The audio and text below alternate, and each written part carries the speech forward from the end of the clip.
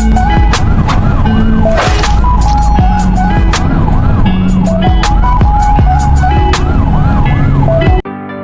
magandang araw po sa inyong lahat. Good news po at napakagandang balita para po sa lahat ng membro ng PNP,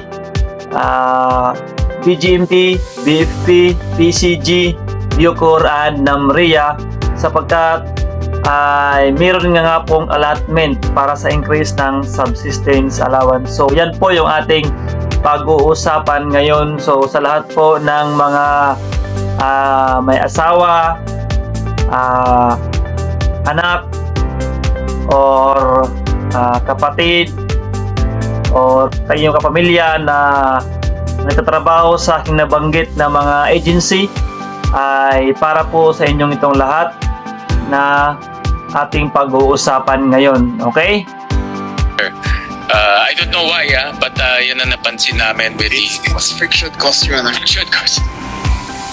And lastly, Mr. Chairman, we validated with the DBM. So for next year, naka-allocate na pala yung increase in your subsistence allowance in the MPPF budget for 2026.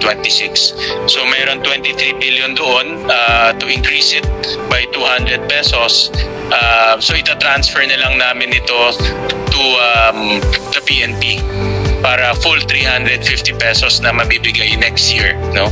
So yan po ay magandang balita for our police force, including nilang police force, all the men, all the uniform personnel, no? BFP, BJMP, Bucor, PCG and NAMRIA, no? So next year magkakaroon ng increase by 200 pesos.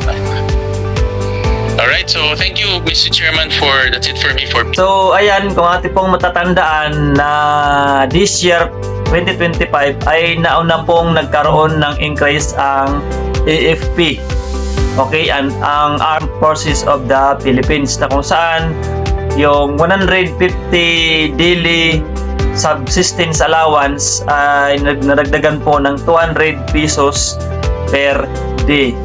So ngayon po sa budget hearing ay ating pong narinig na meron nga po ng allotment or approve na po this coming 2026 ang increase ng subsistence allowance para sa PNP, BGMP, BFP, PCG, Bucor at NAMRIA.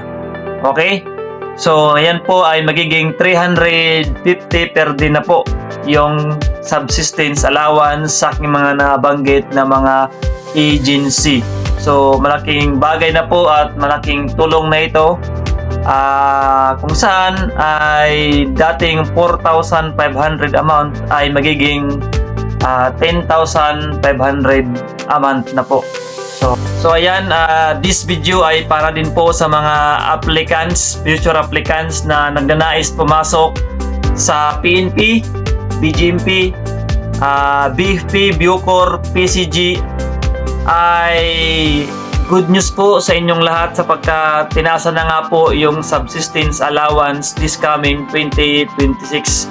So magkakaroon po ng increase. So high moral po yung mga ating mga personnel dyan sa ating nabanggit na mga agency. So of course sa lahat din ng mga applicants at future applicants na gustong pumasok sa aking nabanggit na mga agency ay pampahay moral din sapagkat lalong tumaas at lumaki ang sahod po sa ating nabanggit na mga uniform services, uniform personnel. Okay? So laban lang at patuloy ninyong patuloy ninyong tuparin ang inyong mga pangarap ng pumasok sa uniform service. So ayan, good news and God bless you all. Again, thank you for watching my videos. Don't forget to like and subscribe, and see you in my next video.